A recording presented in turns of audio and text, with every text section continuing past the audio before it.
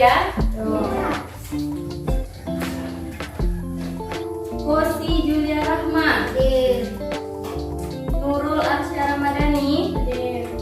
Rivo Wilza. Hadir. Lionel Kurniawan. Hadir. Siti Anissa. Siti Dwita Sari. Tri Akila Nafisa. Syakra. Bismillahirrahmanirrahim.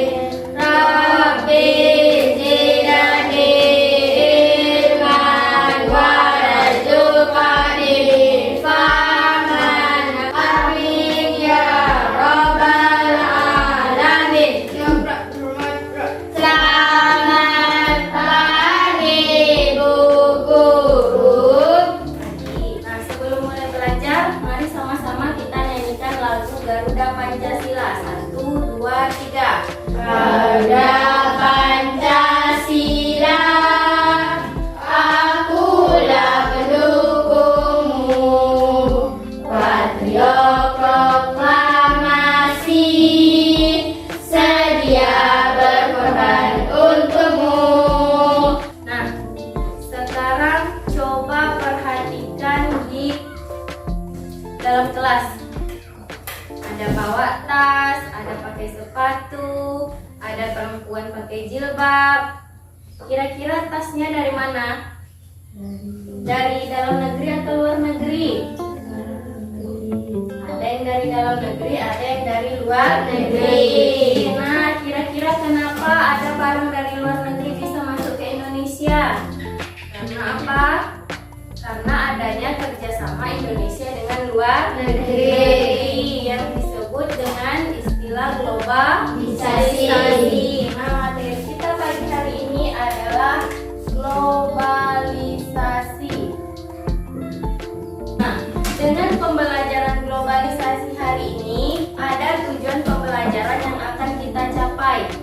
Jadi, dengan belajar globalisasi, siswa diharapkan memahami apa itu pengertian globalisasi, apa itu dampak positif dan dampak negatif dari globalisasi, serta menyebutkan contoh-contoh yang termasuk ke dalam globalisasi. Kemudian, siswa diharapkan mampu memahami bagaimana cara perkembangan globalisasi.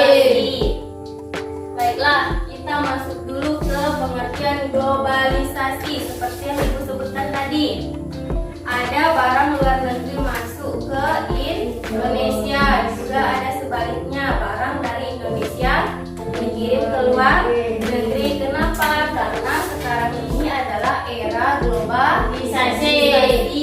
Nah, dari contoh yang Ibu sebutkan, kira-kira ada yang tahu apa pengertian globalisasi? Pak Wita? Memasuki ruang lingkup dunia. Bagus. Jadi kata Dwita, globalisasi itu era memasuki ruang lingkup dunia. Contoh yang kita lihat, misalnya ada kebudayaan atau kesenian Indonesia dipamerkan di luar negeri, misalnya tari-tarian atau pakaian khas Indonesia seperti batik, itu dipromosikan ke luar negeri. Kemudian contoh globalisasi di kehidupan kita.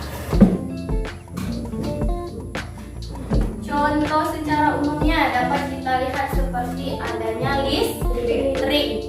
Listrik ini adalah salah satu contoh dari globalisasi. Kenapa, Bu? Karena dulu belum ada listrik. Listrik ini memudahkan kita dalam memakai teknologi. Kira-kira sudah memahami tentang globalisasi? Sudah. Kalau begitu, Ibu ingin kalian membentuk 2 kelompok saja. Nanti kita diskusikan apa dampak positif dan dampak negatif dari globalisasi. Tuliskan nama produknya dan negara asal berdasarkan benda-benda di kelas kita. 5 saja, minimal 5 benda yang ada di kelas. Ada sepatu, ada tas, kotak pensil, apa lagi kira-kira? Nah, Sekarang coba buka bukunya halaman 6.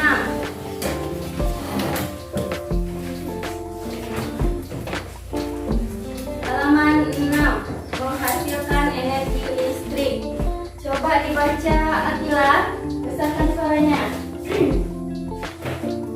Menghasilkan energi Nah, listrik. setelah Atila baca, kira-kira apa informasi penting yang dapat kita peroleh dari teks tersebut tentang peranan listrik di era globalisasi? Yang mana peranan utama listrik di era globalisasi ini adalah sebagai sumber energi. Ada gambarnya dapat kita lihat. Itu adalah gambar bagaimana proses energi listrik dialirkan. Yang pertama, dari mana harus ada dulu sumber daya alamnya, yaitu air. Tadi kita sudah belajar tentang globalisasi, contohnya, kemudian bagaimana globalisasi itu berkembang. Lalu ada dampak positif dan dampak negatif. Kemudian siapa yang bisa menyimpulkan pelajaran yang kita pelajari hari ini? Silakan Rita.